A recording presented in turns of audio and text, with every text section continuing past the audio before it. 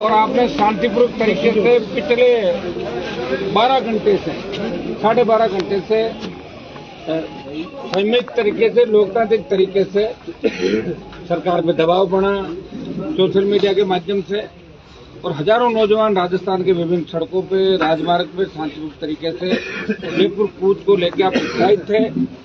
और हमारा मुख्य मुद्दा था रिया के अंदर जो अवैध बजरी निकल रही है, बजरी माफिया के खिलाफ जो आंदोलन हम कर रहे हैं, बजरी माफिया के खिलाफ सर्वे करा के इलीगल माइनिंग को रोका जाए।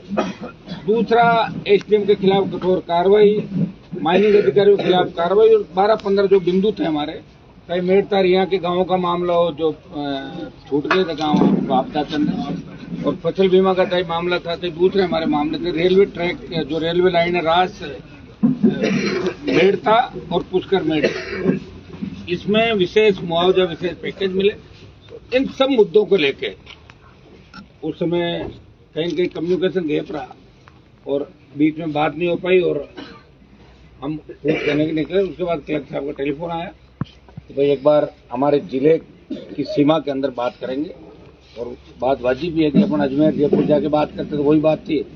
तो आप सब ने पिछले 8 बजे में आ गए थे और 9 घंटे तक मजबूती से आप लोग डटे रहे, खड़े रहे। मुझे पता कि आधे ज्यादा बच्चों ने खाना भी नहीं खाया होगा क्योंकि आसपास होटलें थी, वहाँ तो खाना खत्म हो गया। बड़ी तादाद के अंदर आप लोग थे। मैं आपको विश्वास दिलाता हूँ कि आज भी 5 बजी है 6 और परसों बजी थी 5। परसों ठंड ज्यादा थी, आज ईश्वर ने हमारी सुनी, आज ठंड नहीं है, तो आराम से अपना टाइम निकल गया। मैं कलेक्टर साहब को भी धन्यवाद दूंगा, एसपी साहब को धन्यवाद दूंगा, तमाम अधिकारियों को कि ये आपके बीच आए और जो हमारी मांगे हैं, सरकार से भी बात होगी उच्च स्तर पर, हमारी सारी मांगे सरकार ने मान ली है। और कलेक्टर साहब और एसपी साहब जो पुलिस से संबंधित है तो एसपी साहब उनका करेंगे, और जो बाकी संबंधित है वो आज लेटर भी जारी कर दिए, कुछ लेटर कल लिख देंगे। और परसों सुबह से सर्वे की टीमें रिया के अंदर आ जाएगी, चौकियां लग जाएगी, कैमरे लग जाएंगे। और दोबारा बजरी के मामले को लेकर मुझे नहीं लगता कि हमें आंदोलन की आवश्यकता पड़ेगी। बहुत बड़ी जीत आप लोगों के संघर्ष से हुई है और बजरी माफिया के ऊपर लगाम राजस्थान में लगेगी। मुझे याद है 18-23 के अंदर भी 12 आंदोलन बजरी माफिया के खिलाफ हमने किए और हमारी एफआईआर भी ईडी सीबीआई राजस्थान के अंदर आई थी, भीलवाड़ा की एफआईआर। निश्चित रूप से यहाँ जो नागौर से आपने हुंकार भरी, दिल्ली तक इसकी आवाज जाएगी और आप सब लोग इसी तरह संगठित रहें। अन्याय जहां भी होगा हम आगे भी लड़ते रहेंगे। बहुत बहुत आप सबको धन्यवाद। अब एक बार दिलीप जी आपको कुछ डिमांड बता रहे, कलेक्टर साहब बता रहे, जो मांगे थी वो तो बता दी हमने आपको, सेम ही आप थोड़ा सा बता दें।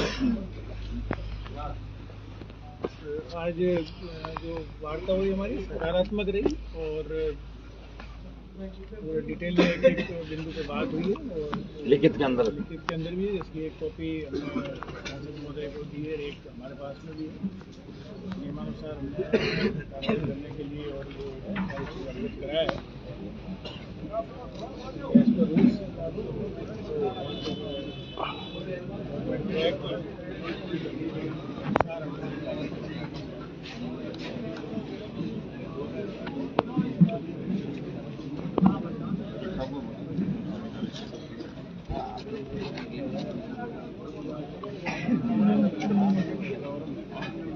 एक मिनट, जो इशू थे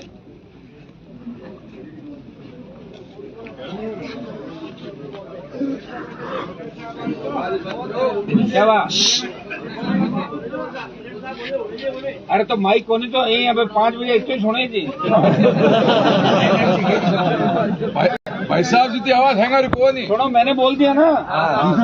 जो मुद्दे थे, एसडीएम के खिलाफ कार्रवाई, एएमए के खिलाफ कार्रवाई, माइंस माफिया के खिलाफ कार्रवाई, मुआवजे, रेलवे लाइन के मुआवजे, तमाम जो हमारे थे कलेक्टर साहब की तरफ जो अपन चाहते थे, स्टेट गवर्नमेंट की तरफ जाते थे, आगामी 2-3 दिन के अंदर सारे रिजल्ट 100% आपके सामने हो जाएंगे। देखो आज का दिन तो गया था, लेटर वेटर लिखने में आज पूरा दिन निकल जाएगा, ठीक है ना। तो आपकी मैं मान लूं कि 90% जीत होगी, 100% ये मांग 90% लिखित में हमने ले लिया सारा। 100% जब हो जाएगी, जब 100% हो जाएगी। आज 90 हो गई है, ठीक है ना। उदास क्यों, अब क्या हो गया बताओ।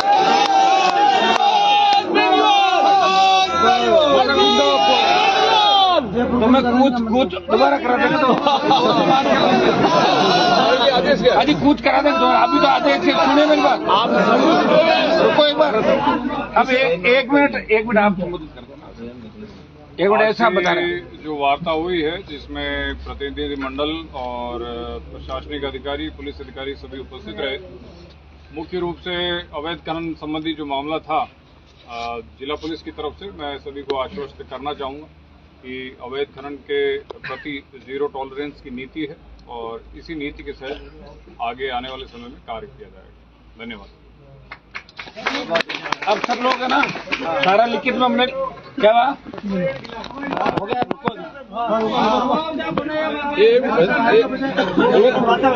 एक मिनट हमने सारी चीजें है ना ये सारी 15 जो अपनी डिमांड थी 15 सूत्री ये सारा लिखित में हमने ले लिया। हमारे तीनों के कलेक्टर एसपी हमारे दिलीप जी के साइन नहीं कह रहा हूँ ठीक है मुझे पटवारी जी कह दी रोक तो जाते अब सब लोग सुनिए मेरी बात ऐसा है कि हमेशा आप चाहते हो वैसा 100% कभी नहीं होता। कई बार योग संयोग होता क्योंकि रात का टाइम था और मुझे आपकी भी चिंता थी। जिस हिसाब से गाड़ियां चला रहे थे हाईवे था सामने और कलेक्टर साहब की इच्छा थी नागौर की सीमा के अंदर वार्ता हो 4 बजे कम्युनिकेशन गैप रहा नहीं तो अपने रिया के अंदर ही बात हो जाती। हमें भी तकलीफ नहीं पड़ती इनको भी नहीं पड़ती लेकिन योग संयोग था जो हुआ अच्छा हुआ। कूच अब वैसे 2.5-3 साल और कौन कूच करेगा अपने को जब इच्छा और अब तैयार रहो आगे के लिए ऐसे नर्वस नहीं होना। ये सारे काम आपके जो आंदोलन बजरी का था जो यहाँ भ्रष्टाचार बदमाशी हो रही थी वो पूरे काम आज से शुरू हो गए और कल परसों शाम तक सारे काम जैसा आप चाहोगे जैसा अपन चाह रहे हो सारे काम आपके हो गए लिखा लिया। और रुकिए अब धीरे धीरे गाड़ी चलाते हुए समझ गए ना क्योंकि आज भी एक गाड़ी अपनी यहाँ टोल पे कोई डंपर वाला ले गया था ईश्वरी कृपा वही नहीं परसों भी आते हुए तो तेजाजी महाराज की कृपा तो है ही लेकिन थोड़ा अपने को भी ध्यान रखना पड़ेगा। तो धीरे धीरे घर जाना है और तैयार रहना कभी भी कूच या 12 घंटे 24 घंटे पहले जैसे भी अल्टीमेटम दे। अब आपको मैं धन्यवाद इस बात का दूंगा कि रिया के अंदर 36 घंटे में आपने 2 बार बड़ी रैली करी इस ठंड के अंदर खुद के साधनों से। मेरे हिसाब से कोई भी नेता नहीं कर पाता क्या एक दिन गए 2 दिन गए तीसरे दिन उठते कुत्ते लोग और आज भी कितनी तादाद में और बगरू दूध से लेके भाखरोटा तक उतनी तादाद में सब गाड़ियां खड़ी। इसलिए आज सब लोग जो सुन रहे हैं मुझे राजस्थान के उसका मैं धन्यवाद दूंगा कि उन्होंने सोशल मीडिया मुझे ताकत दी मेरे लिए गांव से उठ के जयपुर की ओर कूच किया। उन सबको मैं हाथ जोड़ कहना चाहता हूँ एक बार अपने घनत्व पे गाँव लौटे अपने घर लौटे और दोबारा हम फिर मुलाकात करेंगे। आगामी आंदोलन जब भी अपना होगा सरकार में जहाँ भी अन्याय होगा वहाँ अपन चलेंगे और जवान किसान के हितों पे कभी भी कुठाराघात नहीं होने देंगे। सब लोग आराम से पधारें जयकारे लगा दें। तेजाजी महाराज की रामसा पीर की बजरंग बली की अब सारे लोग जाएंगे। जुड़े रहिए NCR संदेश न्यूज के साथ। सब्सक्राइब करें और हर ब्रेकिंग अपडेट सबसे पहले पाएं।